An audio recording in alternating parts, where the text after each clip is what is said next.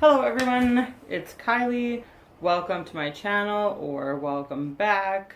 If you like this video, click subscribe. It's gonna be a review video. I don't have very many subscribers, so just make me super happy by becoming one yourself. Okay, this is a book review video for The Night Circus by Erin Morgenstern. It's a fantasy novel about two people that are kind of in like a competition. They start training for it when they're kids. It's about magic and magicians, and there's a circus, a night circus, and like it literally, it's just the open at night, the circus, and it travels around. But the circus is just like a stage for these two magicians to perform their magic. There's a woman magician, her name's Celia. There's a man magician, his name is Marco.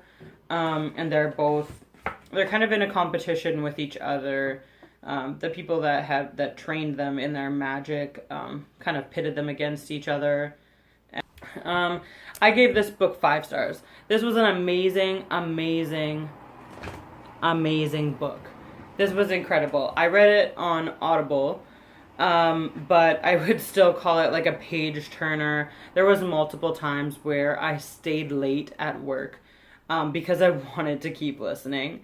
Sorry, I a lot. It was just so gripping. I felt like maybe it was just because it was Audible, but I felt like at the beginning there's a lot of characters, and I kind of got lost in it a little bit. It took me a little bit to get into it. I'm not sure the correct proper term, but it's written from the perspective of a narrator. It's not in, is it called first person when you use I? Yeah, it's not in that. It's like a narrator saying, like, Celia does this, Celia feels this, Marco, whatever, blah, blah, blah. But there was a lot of characters, but then that's kind of the point of the book, because as the book goes on, all the characters, you kind of see how they fit together. There was a lot going on, and sometimes I would forget, who is that again? How do they fit in?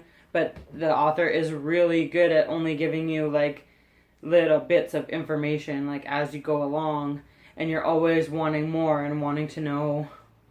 You're okay, but then why this or why this? And it's such a mysterious book. You don't know everything until the last few chapters. The kind of magic that's in this book, this is a fantasy book, and I'm a very huge Potterhead, but this would put Harry Potter to shame. There are no wands, there are no incantations. It's just kind of done. These people, I mean, they've been training their whole lives, since they were 5 or 6 years old, and learning it from Celia from her father, Marco from, I suppose, his adopted father. But it's it seems effortless. It's they just think about it. They just think about whatever they want to happen, and it happens. They create things out of thin air. It's like telekinesis. They can move things with their mind. Celia has a particular affinity for changing and manipulating fabrics and clothing, and she just blinks and her shirt's a different color. Yeah, it's just beautiful, the things that they can do. And although it seems effortless, you kind of see, as we're getting to the end of the book, how kind of not effortless it is for Celia anyways. And it turns out that she is controlling a lot all the time, and isn't really able to let it go without it all falling apart. They are manipulating energy, I think. And Marco anyways, he definitely uses a power source and uses that energy to sustain his magical creations. But Celia doesn't use an energy source. It's her. It's like she is the energy source, I suppose. And it had like a really cool, interesting ending, the way that they ended it. Oh, it was so good. It was really good. Let's see, what did I miss from my points? Oh yes, the writing style is just so that if there's tension, you feel tension. If there's a couple of has like a romance in it, and there's like from the beginning when they first, like the first time someone touches someone's hand, and it's just like electric, like you feel like the butterflies in your stomach. This is like incredible. You feel like you're in it. You feel like you're there beside them. I just really loved it. Let's see, blah blah. Yeah, no, I think I covered everything. Erin Morgenstern, this was spectacular. A 5-star, an easy 5-star. Like, if there was more stars to give, I would give them all. I'm going to look for more from this author because this was incredible.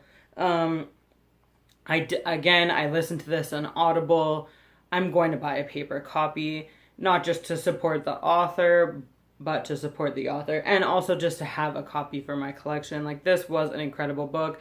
I will reread. I recommend it to everyone who enjoys a fantasy novel. It's so good. It's so good. So freaking good. If you like this review and you want to see more reviews, like it, subscribe, friend me on Goodreads, comment below because I want to talk to you. Did you read this book? Do you think it's freaking amazing?